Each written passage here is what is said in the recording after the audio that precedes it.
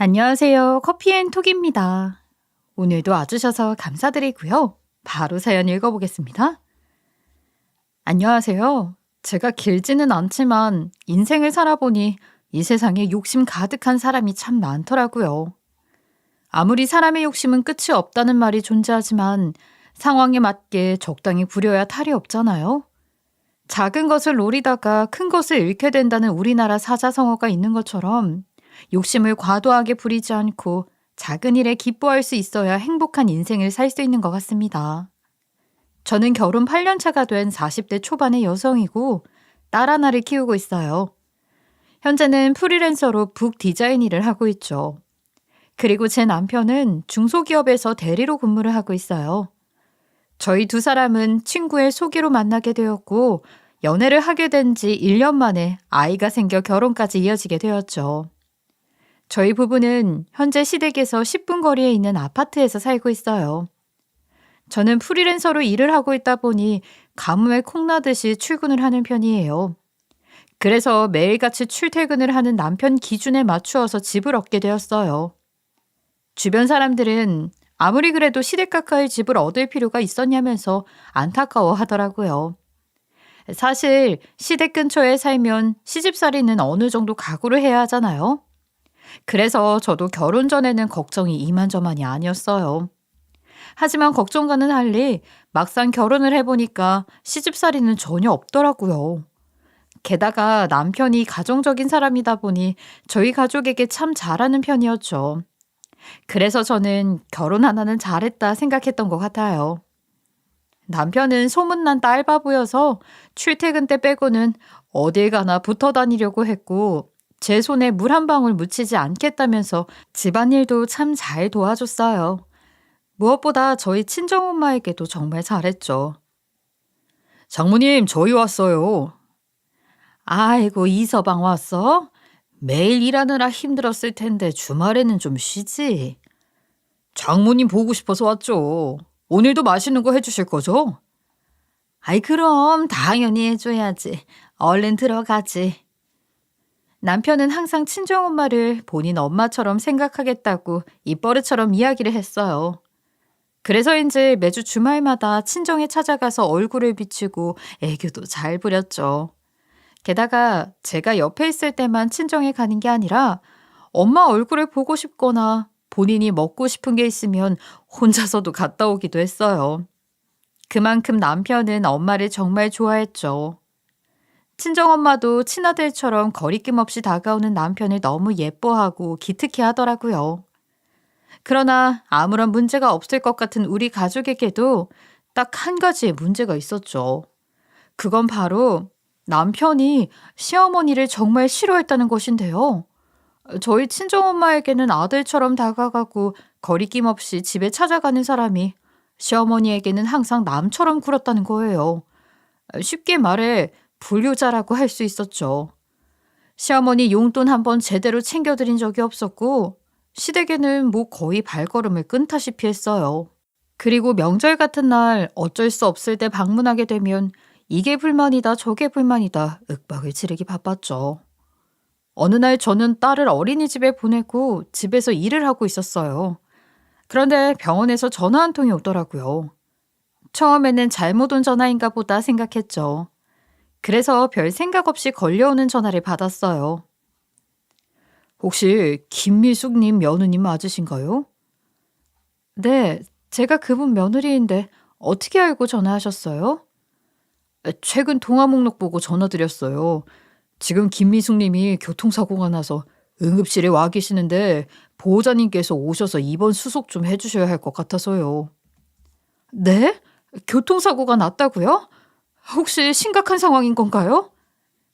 아니요, 심각한 상황은 아닌데 팔다리에 깁스를 하게 되어서 보호자님이 옆에 계셔야 할 것 같아요. 네, 일단 알겠습니다. 저는 시어머니의 갑작스러운 교통사고 소식에 놀랐지만 일단 병원으로 달려가게 되었죠. 도착해서 어떻게 된 상황인지 이야기를 들어보니 배달 오토바이랑 사고가 났다고 하더라고요. 그래도 시어머니가 의식이 있는 상황이었기에 한시름 놓을 수 있었어요. 물론 팔다리는 금이 가고 부러져서 당분간 움직이는 게 힘이 들겠지만요. 저는 시어머니의 상태를 살핀 후 곧장 남편에게 전화를 해서 상황을 알리게 되었죠. 그러나 남편은 신경도 쓰지 않더라고요. 여보, 나 지금 병원에 와 있는데. 병원은 왜? 당신 어디 아파? 내가 아니라 어머니가 입원을 했어. 오토바이랑 교통사고가 났다고 하더라고. 지금 팔다리에 금이 가고 부러져서 당분간 입원을 해야 할 것 같아. 그래서 말인데 당신도 저녁에 병문안 와야 할 것 같은데. 내가 거길 왜 가? 죽을 병 걸린 것도 아닌데. 당신도 대충 입원실에만 올려놓고 그냥 나와. 아휴, 몸 불편한 어머니 혼자 두고 내가 어떻게 가. 그리고 당신도 아들인데 병문안 한번 와야지. 그 사람이 나한테 해준 게 없는데 내가 왜 병문안을 가고 당신이 옆에 있어줘? 쓸데없는 소리 하지 말고 입원 수속만 대충 해주고 나와. 남편은 시어머니가 죽을 병에 걸린 게 아니니까 들여다보지 않겠다고 했어요. 그러면서 저에게 대충 입원 수속만 해주고 바로 집에 가 있으라고 했죠. 남편의 이야기를 듣고 난 후 조금은 당황스럽더라고요. 그래도 본인은 낳아준 사람인데 어떻게 이렇게 단호할 수 있는지 한숨만 나왔어요. 남편은 전화를 끊을 때까지 절대로 병간호 해줄 생각하지 말라며 신신당부를 했어요. 그렇게 전화는 끊겼고 저는 어찌해야 할지 막막했죠. 옆에서 눈치를 살피며 제 전화 통화를 엿듣고 있던 시어머니께서는 대충 상황 파악이 되신 건지 저에게 그만 가보라고 손짓을 하셨어요. 그러나 저는 아픈 시어머니를 그대로 놓고 집에 가게 되면 마음이 편할 것 같지 않았죠. 아니에요, 어머니. 남편 퇴근하려면 아직 시간이 있으니까 조금 더 있다가 갈게요. 아니야, 나 괜찮으니까 얼른 들어가. 나중에 괜히 주역 열면 지 마누라 고생시켰다고 한바탕 난리 난다. 그리고 예빈이 어린이집 끝날 시간도 거의 다 됐지 않니? 그래도 어머니 팔다리 불편하신데 제가 어떻게 그냥 가요? 필요하면 간병인 불러서 쓸 테니까 그냥 가도 돼. 여기까지 달려와 준 것만으로도 나는 너무 고마운 마음뿐이니까. 너도 미안한 마음 가지지 말고 얼른 들어가. 시어머니의 성화에 저는 결국 병원을 나와 집으로 돌아가게 되었죠. 그렇게 시간은 흘러 저녁이 되었어요. 남편은 끝내 병문안을 가지 않았는지 퇴근을 하자마자 바로 집에 들어왔죠. 하지만 저는 제대로 된 이유를 모르니까 너무 답답하더라고요. 그래서 그날 저는 남편에게 대체 왜 그러는 것인지 이유를 물어보게 되었죠. 그래도 왜 그러는 것인지 이유라도 알게 되면 남편은 이해라도 해볼 수 있을 것 같았거든요. 여보, 나한테는 솔직히 말 좀 해주면 안 돼? 당신 어머니한테 대체 왜 그래? 내가 뭘 어쨌다고 그래? 아니, 우리 엄마 앞에서는 항상 온순하게 행동하면서 어머니 이야기만 나오면 날이 서 있잖아. 오늘 어머니 오토바이 사고가 났다는데 병문안도 안 가보고. 나도 왜 그러는지 이유라도 알자. 눈에는 눈, 이에는 이라고. 엄마가 어릴 때 나한테 준 상처 그대로 돌려주는 것뿐이야. 남편은 시어머니의 이야기가 나오자 또다시 나를 세우기 시작했어요. 평소 같았으면 시어머니 일로 싸우기 싫어서 그냥 그러려니 하고 넘어갔겠지만 그날은 달랐죠. 제대로 된 이유를 알고 싶어서 저는 끝까지 물어봤어요. 대체 무슨 상처를 받았길래 그렇게까지 하는 거냐고 물었더니 시어머니가 본인 양육을 제대로 하지 않았다고 하더라고요.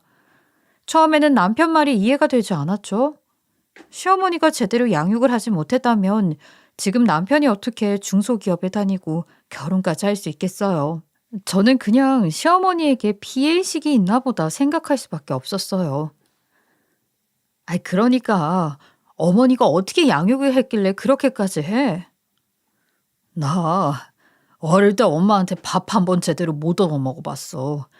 맨날 아침 일찍 나가서 저녁 늦게 들어오는데 어떻게 밥을 차려줄 수 있었겠어? 운동회며 소풍이라도 갈 때 도시락 한 번 못 받아봤다고. 겨우 그것 때문에 지금 어머니를 그렇게 대하고 있다는 거야? 나도 어릴 때 엄마가 바쁘셔서 밥 제대로 못 차려주셨어. 그것뿐이면 내가 이런 말을 안 하지. 엄마는 어릴 때부터 내가 뭐만 하면 눈을 부라리고 윽박을 지르기 바빴다고.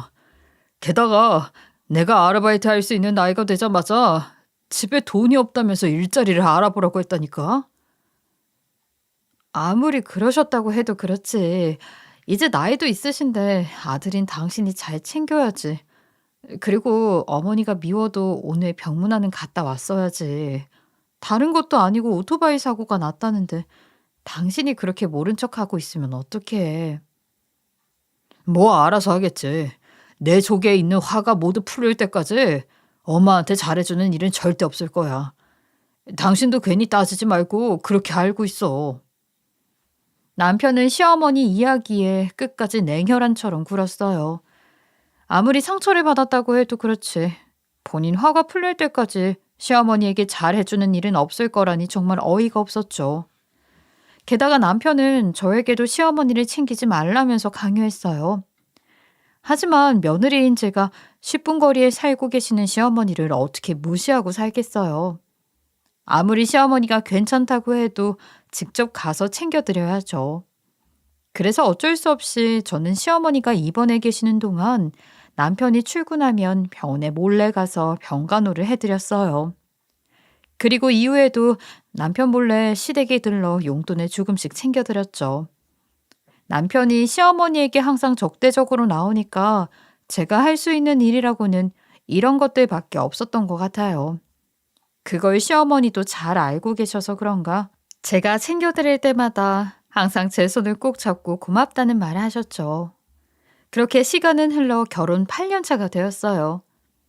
여전히 남편은 시어머니보다 저희 친정엄마를 먼저 챙겼고 딸바보의 면모를 제대로 보여주었죠. 저는 항상 그랬던 것처럼 아침 일찍 딸을 학교에 데려다주고 일을 하기 위해 집에 들어가고 있었어요. 그런데 갑자기 경찰서에서 전화가 한 통 오더라고요. 처음에는 경찰서에서 전화가 올 리가 없는데 하는 생각에 잘못 걸려왔구나 싶어서 모른 척했죠. 그러나 전화는 계속해서 울려댔고 결국 저는 전화를 받게 되었어요. 안녕하십니까? 여기 경찰서인데요. 혹시 유정수님과 관계가 어떻게 되십니까? 저희 엄마인데요? 혹시 엄마한테 무슨 일이라도 생긴 건가요? 유정수님께서 신발도 제대로 신지 않고 길거리를 방황하고 다니시길래 저희가 데려와 보호 중에 있습니다. 빨리 오셔서 모시고 가셔야 할 것 같아요. 네? 저희 엄마가 길거리를 방황하고 다녔다고요? 일단 제가 빨리 가겠습니다. 저는 경찰관님의 전화를 받고 나서 곧장 경찰서로 달려가게 되었죠. 이게 대체 무슨 일인가 싶었는데 경찰관님의 이야기를 들어보니 친정엄마가 아주 거지 같은 몰골을 하고 신발도 신지 못한 채로 길거리를 방황하고 다녔다고 하더라고요. 사실 경찰서로 달려갈 때까지만 해도 경찰관님이 사람을 잘못 봤을 거라고 생각했어요. 다른 사람도 아니고 평소 깔끔한 모습을 추구하는 저희 친정엄마가 그런 몰골을 하고 길거리로 활보할 사람은 아니었거든요. 그러나 경찰서에서 마주친 친정엄마의 모습은 제 두 눈이 의심될 정도로 정말 황당했죠. 오죽하면 제가 친정엄마에게 숨겨진 쌍둥이 동생이나 언니가 있는 게 아닐까 하는 생각까지 했다니까요.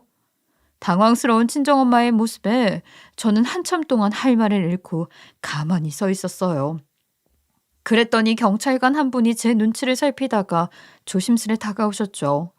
그리고는 본인이 지금까지 겪어본 바로는 아무래도 저희 친정엄마가 치매에 걸리신 것 같다면서 병원에 가서 진단을 한번 받아보는 게 어떻겠냐고 말씀하셨어요.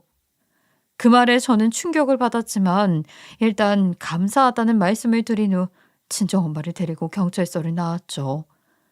그리고 나서 친정엄마를 집으로 데려가 씻기기 시작했어요.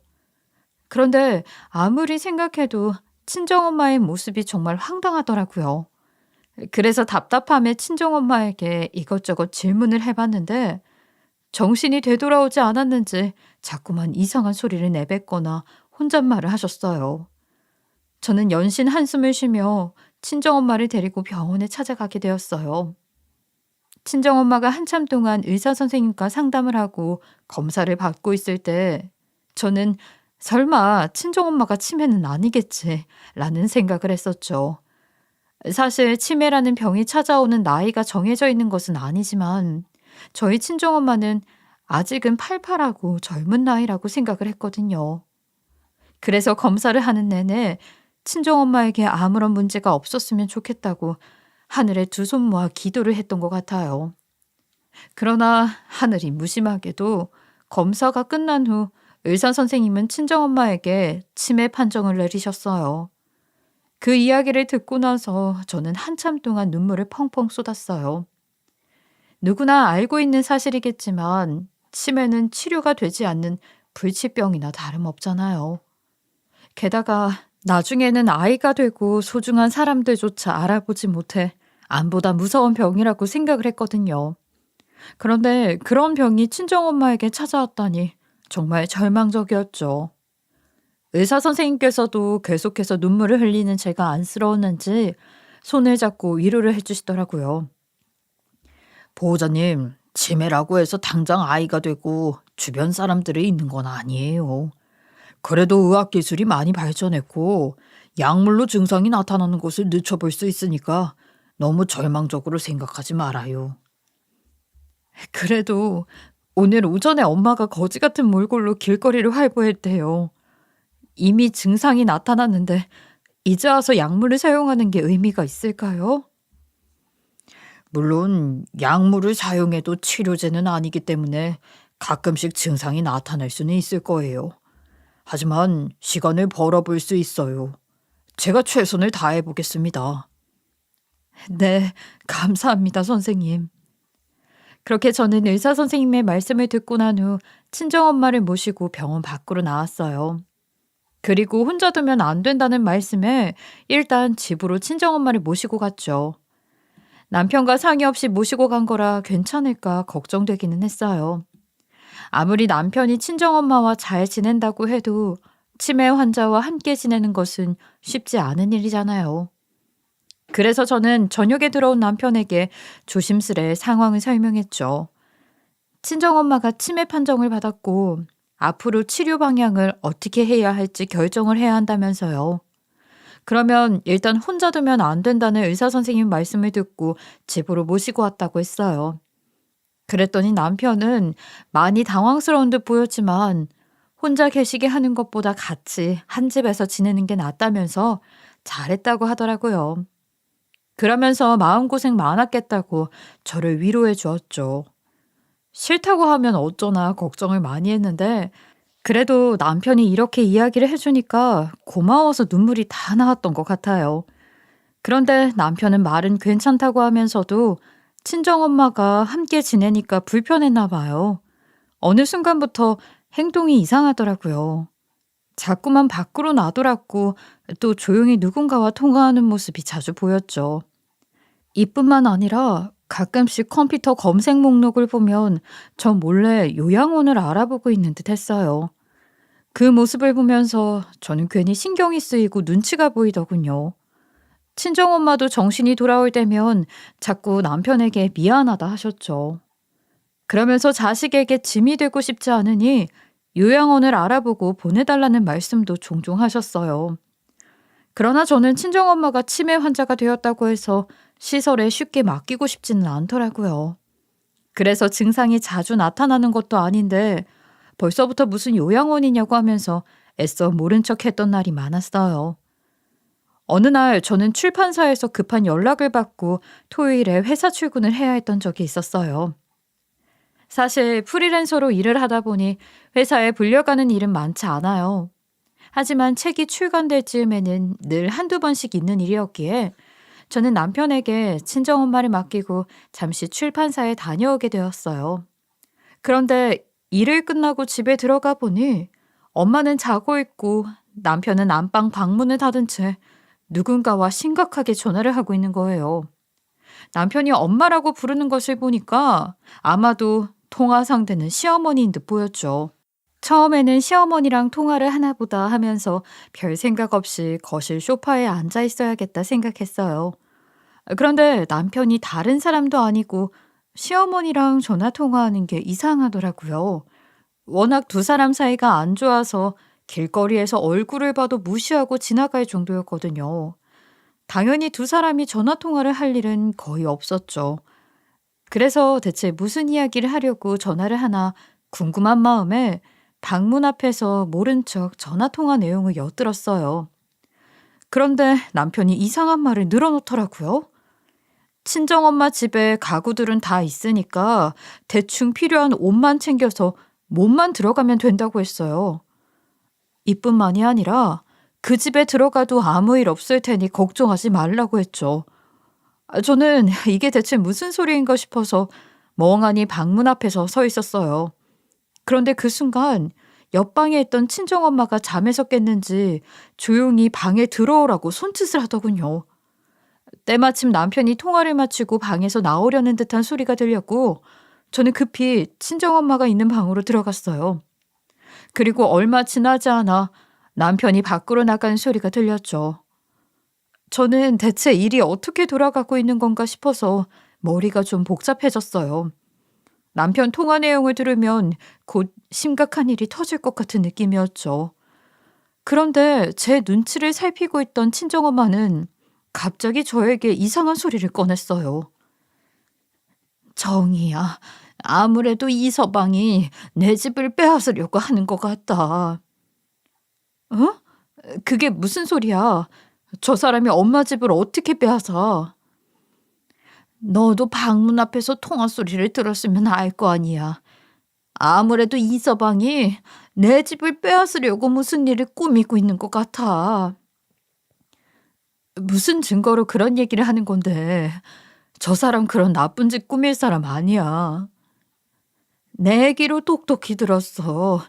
이 서방 사돈이랑 전화하면서 일주일 뒤 내 집에 이사 들어간다고 했다니까. 이거 분명히 내 집을 빼앗으려고 권모술수를 쓰는 거야. 아, 엄마, 권모술수는 무슨 권모술수야. 이 서방이 멀쩡한 이 집 놔두고 엄마 집을 왜 빼앗으려고 해? 저는 친정엄마의 이야기를 듣고 나서 이게 다 무슨 소리인지 너무 혼란스러웠어요. 친정엄마는 제 옆에서 이유는 모르겠지만 남편이 본인 집을 빼앗으려는 수를 쓰는 거라며 난리를 쳤고 저는 이 일을 어떻게 해야 할까 싶어 한숨만 쉬어댔어요. 친정엄마 말을 믿어야 할지 말아야 할지 참 난감한 상황이었죠. 시어머니랑 남편은 앙숙이나 다름없는 사이인데 한순간에 서로 붙어서 집을 빼앗을 계획을 세우는 건 말이 안 된다는 생각을 했었어요. 그래서 처음에는 친정엄마에게 다시 치매 증상이 나온 건가 싶기도 했죠. 그러나 친정엄마의 말이 진실이 아니라고 하기에는 제가 들은 남편의 통화 내용도 수상해 보였어요. 게다가 친정엄마는 다음 주 토요일 오전에 이사하기로 했다는 전화 소리를 두 귀로 똑똑히 들었다면서 확신에 찬 목소리로 이야기를 했죠. 막말로 치매 증상이 나온 거라면 어떻게 확신에 찬 목소리로 이야기를 할 수 있겠어요? 그래서 저는 친정엄마 말을 믿을 수밖에 없었죠. 그래서 속는 셈 치고 엄마가 이야기한 대로 날짜에 맞춰 친정집에 찾아가 보기로 했어요. 그렇게 일주일이 지나 토요일이 찾아오게 되었어요. 남편은 아침 일찍 약속이 있다면서 밖에 나가더군요. 평소 같으면 늦잠이나 자고 있을 사람이 아침 일찍부터 집을 나서니까 수상해 보이긴 했어요. 만약 남편이 친정엄마 말대로 친정집에 이사를 한다면 분명히 시댁으로 가서 시어머니를 모시고 올 것이라고 생각했어요.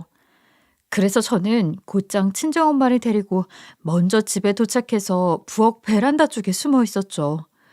친정집에 숨어 있으면서도 저는 제발 남편이 그런 못된 계획을 세우지 않았기를 바랐는데 얼마 지나지 않아 집 도어락 교체하는 소리가 들리더라고요. 그리고 도어락 교체가 다 되었는지 시어머니랑 남편이 캐리어를 끌고 집 안으로 들어오는 소리가 들렸죠. 그리고 거실에 짐들을 하나씩 들여놓는 소리가 들리더군요. 정말 기가 막혀서 웃음도 나오지 않았어요. 얼마 지나지 않아 두 사람은 짐을 다 들여놓은 것인지 방에 들어가 봐야겠다며 움직이는 소리가 들렸어요. 저는 그때쯤 슬그머니 밖으로 나와 두 사람의 대화 녹음을 시작했어요. 우리 엄마 드디어 고생 끝이네. 어차피 치매 노인네 내 집에 있고 곧 요양원 들여보낼 거니까 마음대로 써요. 여기서 지내는데 갑자기 네 마누라나 장모가 쳐들어오지는 않겠지? 어차피 치매 노인네 챙기느라 바빠서 여기 올 사람 없으니까 걱정 마요. 그래? 그럼 다행이고. 에이, 혹시 나중에 네 마누라가 이 집 돌려달라고 하면 집 빼야 되는 건 아니지? 아이, 걱정하지 말라니까. 어차피 그 노인네 요양원에 들어가면 이건 내 재산이나 다름없어. 그리고 나한테 다 계획이 있지. 역시 내 아들 똑똑해. 나는 우리 아들이 뭐 하나 뺏어올 거라고 믿었지. 무슨 계획인데? 내가 그 노인네 정신 헷가닥 갔을 때 증여 문서에 도장 찍으라고 할 거야. 나한테 증여하는 걸로. 그럼 나는 몰래 이 집 팔면 그만이고. 그러니까 그냥 불효 자식이 정신 차린 후 효자 노릇 좀 하려고 주는 선물이라고 생각해. 아이고, 우리 아들이 최고다. 어디에 뭐가 있나 좀 볼까? 시어머니는 본격적으로 안방을 뒤적거리는 듯 싶었어요. 한참을 여기저기 뒤적거리는 소리가 들리더니 시어머니는 귀중품들을 찾아낸 듯 보였어요. 아들, 이 목걸이랑 반지들 내가 다 가져도 되는 거야? 서랍 뒤적거려 보니까 이 노인네 생각보다 이것저것 많이 가지고 있네. 그 당연한 거 아니야? 어차피 그거 끼고 다닐 주인 없으니까 팔아먹든 아니면 엄마가 차고 다니든 알아서 해. 아이고, 우리 효자 아들. 언제 철 좀 될까 했더니 드디어 정신 차렸나 보네. 고맙다. 저는 그 소리를 듣고 더 이상은 참을 수가 없었어요. 그래서 곧장 안방문을 열고 쳐들어가서 난리를 쳤죠. 그러자 남편과 시어머니는 깜짝 놀란 듯 뒤로 나자빠지더라고요. 그러나 곧이어 뻔뻔한 태도로 나오기 시작했어요. 당신 지금 뭐 하는 짓이야? 당신이랑 장모님이 여기를 어떻게? 토락도 바꿔서 마음대로 못 들어왔을 텐데. 똑바로 말 안 해? 왜 우리 엄마 집에 마음대로 들어와서 어머니 짐들을 들여놓고 귀중품을 마음대로 꺼내서 늘어놓는데 뭐 도둑질이라도 하려는 거야? 이서방, 진짜 실망일세. 그동안 믿었는데 어떻게 이런 못된 짓을 할 수 있는 건가? 대체 가정교육을 어떻게 받았길래 못된 짓을 들켰는데도 반성하는 태도를 안 보이는 거냐고? 사돈, 말이 너무 심하시네요. 저희 아들이 뭐 못 올 곳에 왔어요? 그냥 사돈이 아들 집에 계시다길래 잠시 놀러 온 것뿐이에요. 놀러 왔다고요? 어머니, 속이 훤히 드러나는 거짓말 그만하시죠. 지금까지 제 두 귀로 듣고 다 봤습니다. 그리고 휴대폰 속에 두 사람 대화 녹음도 잘 되어 있고요. 아니, 듣자 하니 좀 어이가 없네. 내가 뭐 못할 짓 했냐? 어차피 장모님 요양원에 들어가면 이 집은 우리 소유가 될 거고 당신 재산은 내 재산이기도 하니까 어머니한테 줄 수도 있잖아. 당신 그럴 생각 없었잖아. 나 몰래 엄마한테 도장 받아내서 이거 팔려고 했다며. 근데도 이렇게 뻔뻔스럽게 거짓말을 해? 그리고 설령 그렇게 안 한다고 해도 이게 왜 네 거야, 내 거지? 당신이랑 나눠 가질 일은 없어. 나 곧장 이혼소송 진행할 거니까 다시 짐 빼서 나가.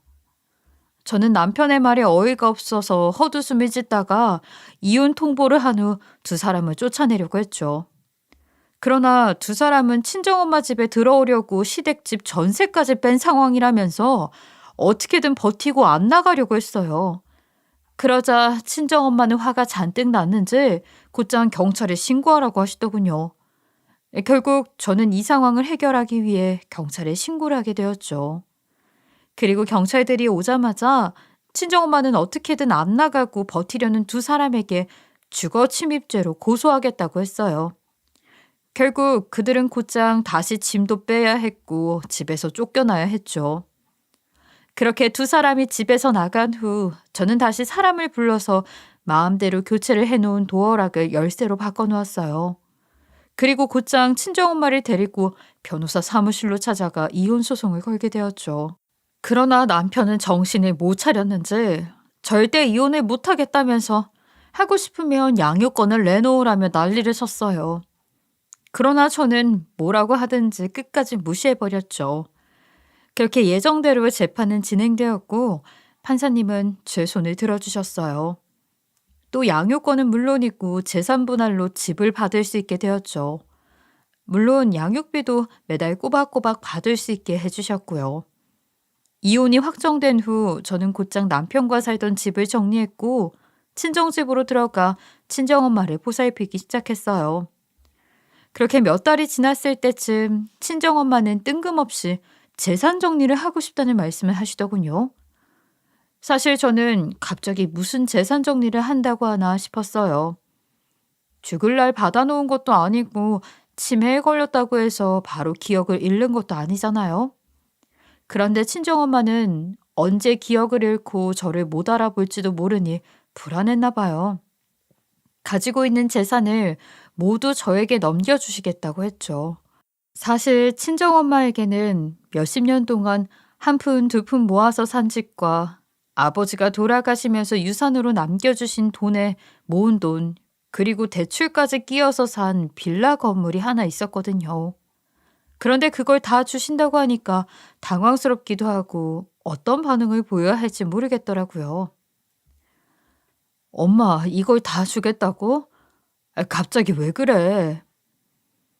언젠가는 네가 가지고 갈 몫이었어. 다 너한테 넘겨주려고 때 빼고 광내면서 관리했던 거야. 엄마, 치매 걸린다고 바로 나 못 알아보는 거 아니야. 왜 자꾸 이것저것 정리하겠다고 서둘러. 나 불안하게. 정이야, 엄마 요양원에 들어가려고. 뭐라고? 아니, 딸이 멀쩡하게 살아있는데 왜 요양원에 들어가? 내가 엄마 보살필게. 그러니까 나랑 여기서 계속 같이 살자. 손주 자라는 것도 옆에서 지켜보고 같이 즐겁게 보내야지.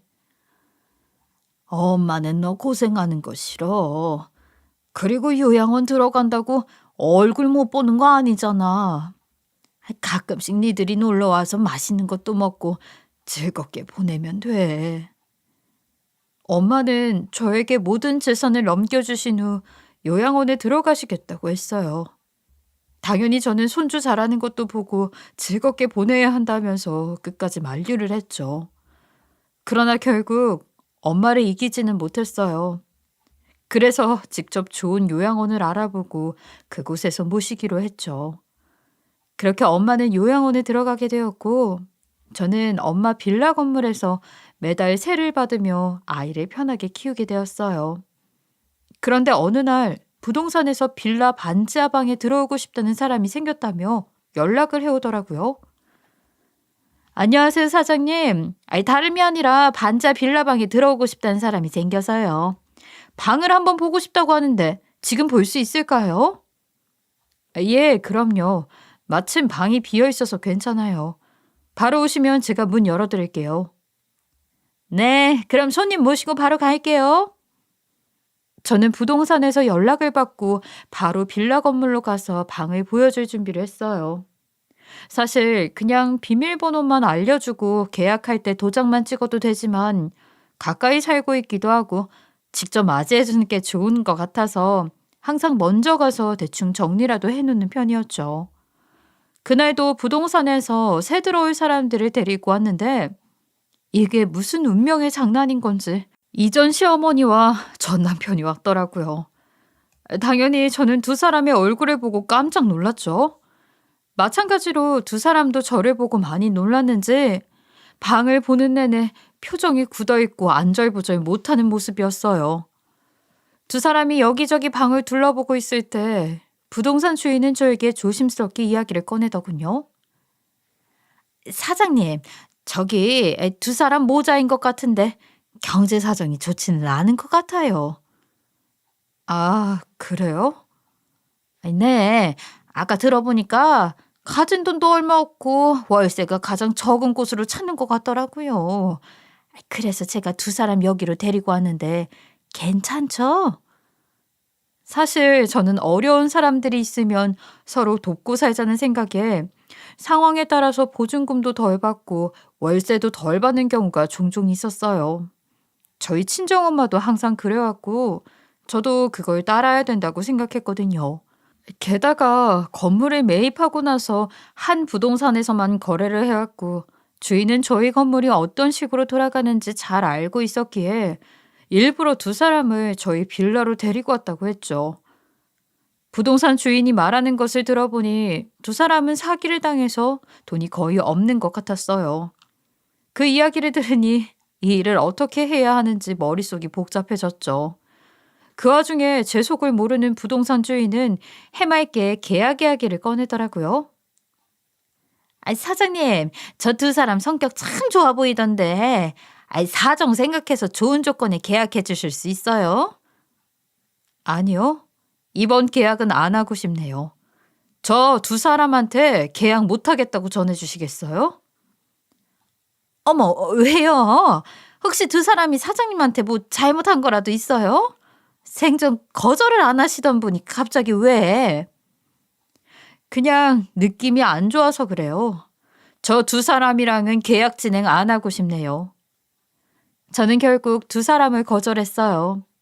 그러자 부동산 주인은 생전 처음 있는 일에 깜짝 놀라면서 두 사람이 잘못한 게 있냐고 물었죠. 그 말에 저는 대충 느낌이 안 좋다고 둘러댔는데 부동산 주인은 처음 겪는 일에 놀랐는지 고개를 갸웃하더라고요. 하지만 어쩔 수 없는 일이었어요. 어떻게 전 남편과 이전 시어머니를 그것도 못된 짓을 했던 사람들을 제 빌라에 들일 수 있겠어요. 마음 같아서는 두 사람을 그대로 집에서 내쫓아버리고 싶었지만 얼굴을 자주 보는 부동산 주인 앞에서 몹쓸 모습을 보이고 싶지 않아서 대충 둘러대고 말았던 것이었죠. 그러나 저의 말에 안절부절 못하고 있던 두 사람은 부동산 주인의 말을 듣더니 눈치도 없이 직접 얘기를 해보겠다고 하더라고요. 그렇게 두 사람은 부동산 주인을 보낸 후 제 앞에 다가오더니 곧장 무릎을 꿇을 기세로 잘못했다고 싹싹 빌기 시작했어요. 여보, 내가 잘못했어. 그러니까 우리 둘 받아주면 안 될까? 내가 왜? 우리 이미 이혼했잖아. 제발 엮이지 말고 각자 갈 길 가자. 며느라가, 우리가 네 진가를 못 알아봤어. 이렇게 좋은 건물을 가지고 있는 줄은 꿈에도 몰랐다. 앞으로 내가 잘해줄 테니 사돈집 문제는 잊고 다시 잘해보면 안 될까? 그래 여보. 우리 예빈이 미래도 있는데 재혼 다시 생각해주면 안 될까? 받아주기만 하면 머슴처럼 당신이 시키는 일은 다 할게. 이 아저씨야, 내가 왜 당신 여보야? 호칭 똑바로 못해? 이혼한 지가 얼마나 됐는데 남한테 여보라고 부르고 있어? 기분 나쁘게. 그리고 지금 두 사람은 내가 건물도 가지고 있고 집도 가지고 있으니까 이게 담이 나서 그런 말도 안 되는 이야기를 하는 거네. 진짜 사람 쉽게 안 변한다고 했는데 그 말이 딱 맞네. 예빈 엄마, 당신 재산이 탐이 난다기보다는 우리 예빈이가 마음에 걸려서 그렇지. 여봐요, 아저씨. 우리 예빈이 자꾸 들먹이지 마. 당신이랑 살았을 때보다 훨씬 잘 먹고 잘 살고 있으니까. 그리고 나 두 사람이랑 평생 엮이고 싶지 않고 빌라 집에도 들을 생각 조금도 없으니까 그냥 조용히 가. 두 사람은 제 앞에서 한 번만 용서해달라며 석고대죄를 했죠. 그러나 저는 단호하게 두 사람을 다시 받아들이는 일은 없을 거라고 이야기를 하면서 그냥 가라고 쫓아내버렸어요. 결국 두 사람은 원하는 바를 얻지 못하고 돌아가야 했죠. 그러나 두 사람은 정말 다급하기는 했던 것인지 다음날 저희 집까지 쫓아왔어요. 뭐야? 내가 엮이지 말고 각자 갈 길 가자고 하지 않았어?